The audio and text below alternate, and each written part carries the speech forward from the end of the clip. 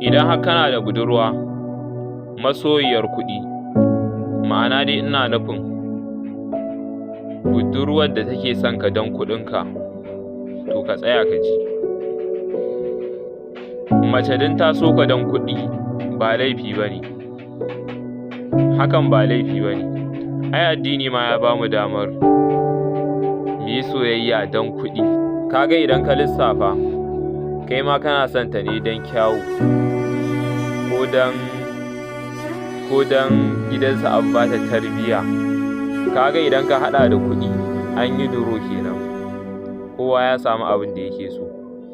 Kaga hakan ba laifi ba ne, wataƙila ta yi haka ne don ta cika wani burin nata.